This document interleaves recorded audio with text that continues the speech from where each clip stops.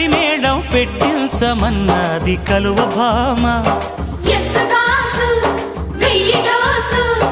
ఎక్కడో పుట్టింది చీమ, ఉప్పెనలా ఉబికింది ప్రేమ. అక్కడే గుప్పిస్తా భామ, పెదవులతో తేనె చుమ్మా.